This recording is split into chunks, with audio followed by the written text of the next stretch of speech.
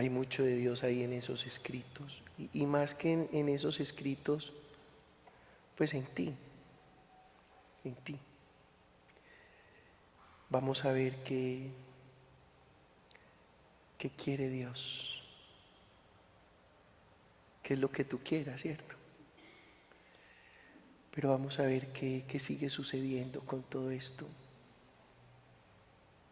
Yo creo que la mayor parte de esto es inédito, pero la vamos editando a medida que vamos caminando y vamos haciendo historia de salvación en la medida en que vamos leyendo, sigamos leyendo con clave de fe, el acontecer. Acuérdate que Dios es acción, Dios es acontecer. Yahvé significa el que acontece. Así que Dios no es sustantivo, es verbo, es verbo. Felicitaciones, Judith. Pues no está muy lejos. Lo que pasa es que para los que somos tan pragmáticos, pues hay cosas que nos cuestan muchísimo. Yo me declaro pragmático, tú lo sabes. Pero quien hizo el prólogo, mis respetos. Además es un gran escritor, así que el del prólogo no está tan perdido. Creo que tiene una aproximación muy, muy, muy interesante a lo que tú eres y a lo que el libro inspira. Yo cierro este momento dándole infinitas gracias a Dios por ti. Todos los días estoy conociendo algo nuevo del otro y hoy la vida me permite sorprenderme contigo y seguirte admirando mucho, a pesar de los desencuentros filosóficos, antropológicos, teológicos y existenciales que tenemos. Creo que la controversia te ha hecho crecer mucho y también creo que estos últimos años has madurado en tu percepción de Dios de una manera prodigiosa. Bendito sea Dios por ti, por tu obra, por tus amigos y por todos los que están aquí. Muy buenas noches para todos, para todas. Muchas gracias también a Dios, primero que todo, y a Judith, que nos permite, pues, que nos dio esta invitación tan maravillosa. El prólogo fue escrito por el doctor Enrique León Arbeláez Castaño. Él es psicólogo, filósofo, teólogo y decano de la Facultad de Psicología de la Universidad de San Buenaventura. El libro de Judith María Peña Santo Domingo, titulado Octavo Día, es el testimonio de una vida tocada por la acción del Espíritu Santo, que da cuenta de la intervención de Dios en su historia personal y del sello que le imprimió la gracia de Dios, constituyéndola en evangelio viviente en un mundo lleno de sorpresas que lleva a su autora a exclamar: Dios había escrito su evangelio en mi propia vida.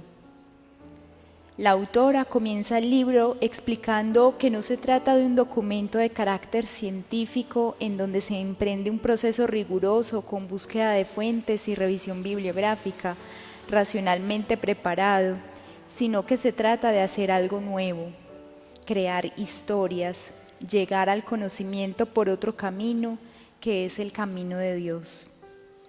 Ciertamente, el lenguaje utilizado en esta obra no es el que ubicaríamos dentro de los paradigmas científicos, sino dentro de la narrativa humana que corresponde a la dimensión histórica del hombre y a la pedagogía divina en su revelación. Esta realidad también fue un proceso inscrito en la historia de la salvación, porque el hombre es un ser histórico que cuenta historias y a partir de ahí construye su propia narración y es espectador de otras.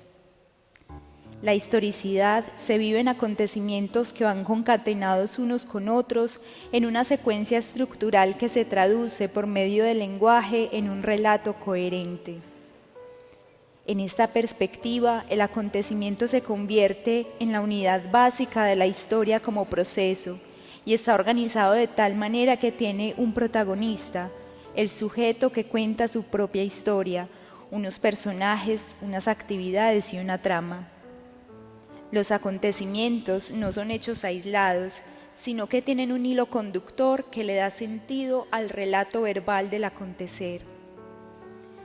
En el caso de esta obra de Judith, ese personaje protagonista es Dios mismo que actúa en la vida de una mujer que se llama de sí misma bienaventurada, porque cada vez más se desconcierta con el toque que Dios le hace a partir del momento en que se dio cuenta de lo que realmente le estaba sucediendo, cuando dice que Dios había estado escribiendo su evangelio en mi propia historia y descubrió igualmente que la historia de nuestra vida está formada por muchos signos esperando por ser leídos. La narración es un proceso abierto que no busca propiamente una verdad histórica, sino una coherencia interna. Nosotros, al contar nuestra historia, no nos preocupamos por buscar la verdad de lo que nos ha sucedido, sino la coherencia, la continuidad del desarrollo de nuestra historia. No es un conocer la verdad objetiva, sino existencial, es decir, no se trata de expresar nuestra coherencia interna. En la experiencia de Judith han sucedido una serie de acontecimientos que han perturbado su interior o que mejor han desorganizado su intimidad para emprender todo el proceso de autoorganización y de integración dentro de la multiplicidad de elementos que conforman su sí mismo. Y estos acontecimientos los ha protagonizado Dios mismo, que se le ha manifestado, invitándola a aceptarle como su Señor y Salvador personal, que no es otra cosa que ofreciéndole vivir en lo más hondo de ella, hasta convertirse en el gran inspirador de sus sueños y en el impulsor de su realización personal. Y eso la convierte en un ser único e irrepetible, es decir, en realizar su identidad al lado de Dios mismo, que le da significado a su vida. Para lograr la identidad se requiere del lenguaje y más concretamente de la narratividad, porque es un proceso que implica la secuencialización de los eventos significativos, es decir, se necesita juntar secuencias de eventos específicos y significativos emocionalmente. Secuencializar los eventos es interpretarlos, darles un significado y construir una trama narrativa que permita el mantenimiento de la coherencia y continuidad de la propia historia de vida.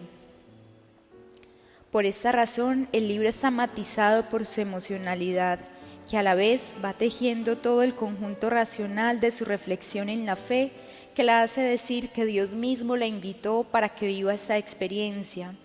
Y esto lo vemos cuando dice que el Señor le hizo una invitación: ven y verás, es decir, vívelo por ti mismo, para así ser testigo de la obra que Dios ha realizado en ella. Toda esta experiencia está narrada en 4 partes: el fuego del primer amor, metamorfosis, misterios luminosos y quítate las sandalias. En Metamorfosis narra lo que fue la experiencia de Dios creador, que no ha terminado su obra en el 7º día, sino que sigue todo el proceso creador en el que la autora llama el 8º día, para indicar con ello que Dios sigue su obra creadora en la vida del cosmos, de las personas y concretamente en la de ella. Esto nos hace recordar a Teilhard de Chardin, cuando nos presenta la creación de Dios en una perspectiva evolucionista, reconciliando los descubrimientos científicos con el relato bíblico de la creación. nos dice que la creación es un proceso que aún no ha terminado y que ha pasado por diferentes etapas, desde la cosmogénesis y la biogénesis hasta la cristogénesis, es decir, que el universo va en proceso de llegar a la cristificación, o sea, el fin del mundo, que no es su destrucción, sino su realización en Cristo de todo lo creado. Eso implica que en cada uno de nosotros se va dando todo un proceso de cristificación, es decir, de convertirnos en verdaderos portadores de la presencia de Cristo en el mundo y de su proyección en las cosas y eventos naturales, hasta llegar a que todo lo creado sea realizado plenamente en Cristo. Es esto lo que Judith, la autora de este libro, nos quiere mostrar en su vida. Y por eso habla del octavo día, porque, abro comillas, Dios sigue trabajando, todavía sigue escribiendo, todavía sigue creando. Pero Dios no escribe su historia de amor solo, sino que cuenta con nuestra libertad para decidir y construir la historia. Esto ya es un quinto evangelio, y es por esta razón que como María todos estamos llamados a hacer de nuestra vida un Magnificat, un canto de acción de gracias a Dios por intervenir amorosamente en nuestra historia. Y cierra comillas. Así lo dice muy claramente Judith en la introducción de su obra. En síntesis, podemos decir que la obra es una narrativa de la historia de la salvación, hecha por Dios en el mundo y muy concretamente en la persona de Judith, que en el octavo día de la creación ha hecho maravillas en su vida y ha continuado su obra creadora. Y esa obra creadora no es solo que la ha impulsado desde dentro a ser ella misma, sino que desde fuera la llama continuamente para que transforme su vida en la vida divina que Él ha prometido a quienes lo aceptan libremente.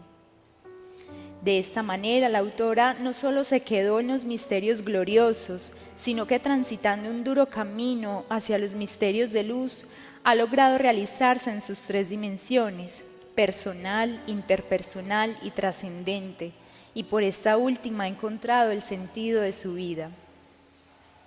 Leer la obra es tener la misma experiencia que tenemos cuando leemos a Santa Teresa y a San Juan de la Cruz, quienes místicamente plasmaron en sus libros la experiencia de Dios en sus vidas y tuvieron la fortuna de vivir lo que es la eternidad en este mundo.